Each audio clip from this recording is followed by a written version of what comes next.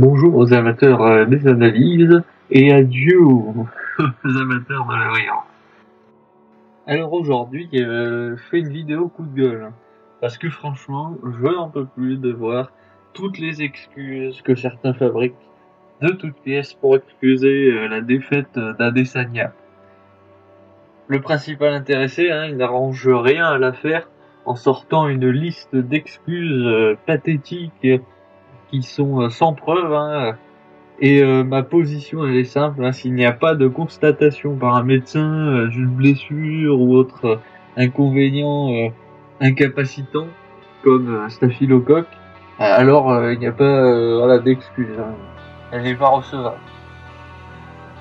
Je conçois après que l'on puisse apprécier un combattant, mais lui trouver une liste d'excuses imaginaires ou sans incidence sérieuse sur sa performance, c'est vraiment un signe d'immaturité. Après, qu'Adesanya les sorte à l'appel, c'est normal aussi. Il a pris des coups, il a été battu à plat de couture. Il ne peut pas être totalement objectif sur ce qui lui est arrivé. D'ailleurs, là, dans sa dernière interview, il sort j'ai essayé de frapper ce gars et c'est comme si mes bras étaient des nouilles. Désolé, c'est recevable devant aucun juge ou aucun tribunal, ça. Alors là, je fais une petite partie sur les évidences.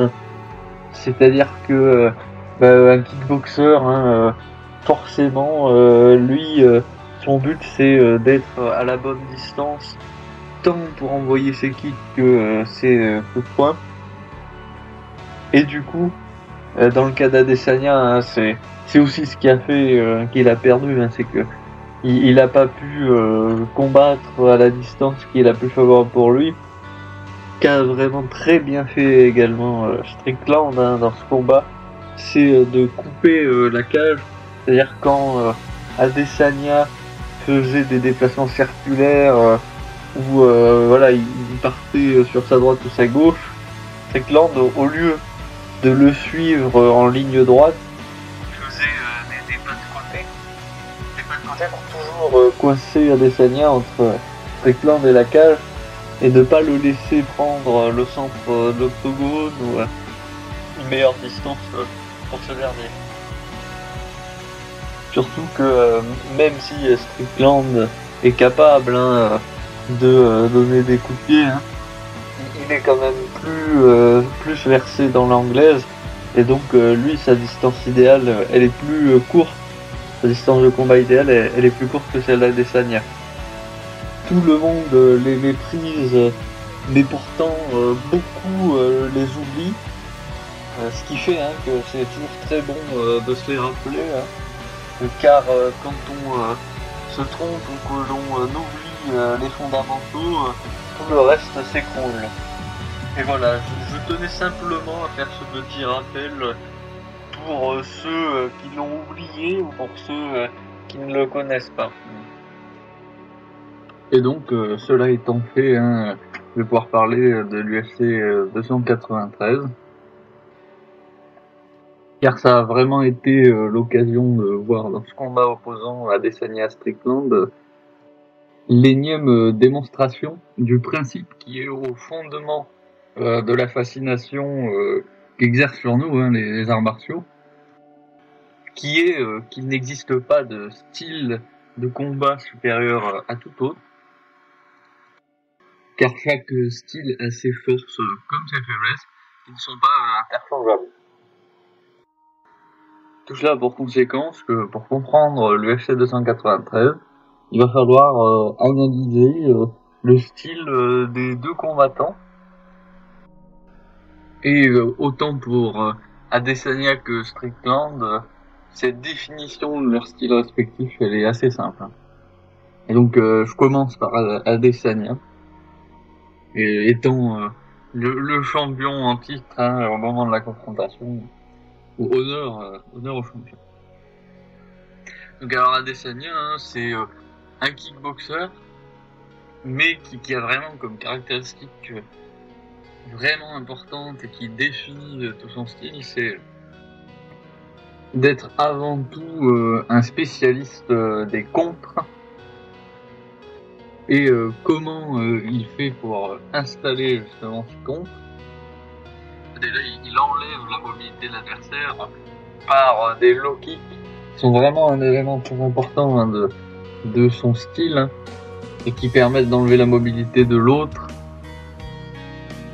Et il combine cela à des feintes qui vont ouvrir la défense de l'adversaire, qui vont faire baisser sa garde, qui vont faire douter d'où vient l'attaque, tout en perturbant le rythme de l'adversaire, le rythme du combat, pour l'amener à un rythme qui convient mieux à Adesanya, hein. Car plus un combattant est forcé de combattre dans un rythme qui ne lui convient pas, plus il va être hésitant, et plus il va être hésitant, plus il va faire d'erreurs tant au niveau de l'offensive que de la défense. Et d'ailleurs, c'est la grande raison, de mon point de vue, pour laquelle Pereira a battu plusieurs fois Adesanya, c'est que Pereira, il est assez imperturbable, dans le sens où il va pas se retenir de faire des explosions sur un ou deux coups, d'envoyer des coups vraiment durs par crainte d'un contre ou d'une feinte.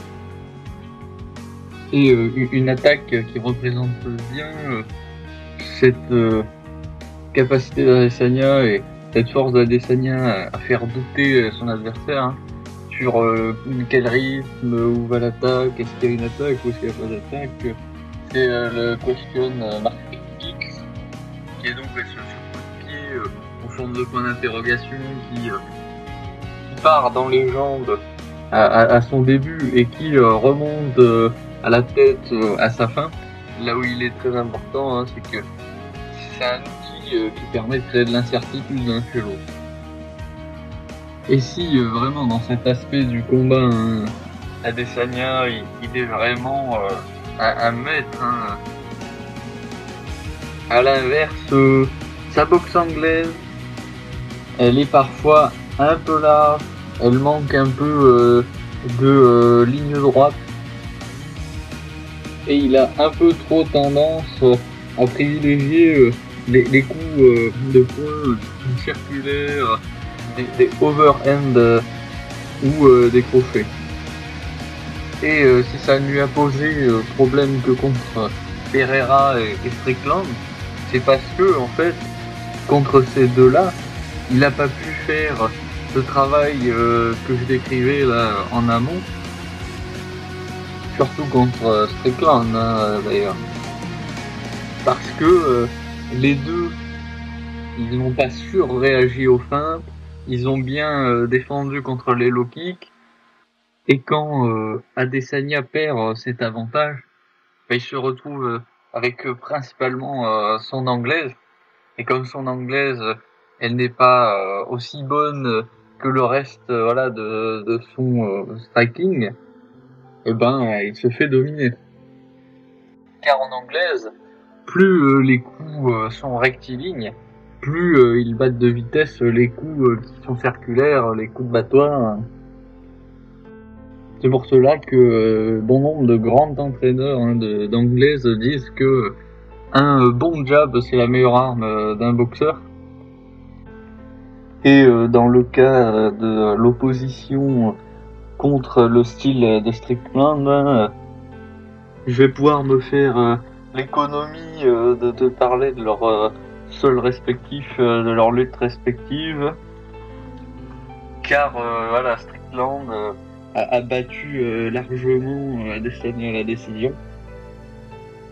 Et tout ce développement que j'ai fait avant, c'est vraiment pour montrer que Strickland a battu Adesanya parce que justement Adesanya est un contreur avant toute chose. Qui veut dire que si l'adversaire d'Adesanya est patient, qu'il est très bon au niveau défensif, qu'il garde toujours une protection contre ses coups, qu'il est toujours attentif à la contre-attaque, il va battre Adesanya en fait, tout simplement. et surtout dans le cas de Strickland, il a une bonne anglaise.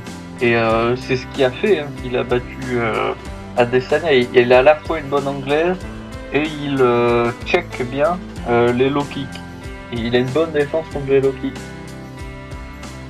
Et une bonne défense contre les kicks en général. Hein. Ce qui est vraiment la combinaison parfaite pour battre Adesanya. Hein. Bonne anglaise, bonne défense contre les kicks.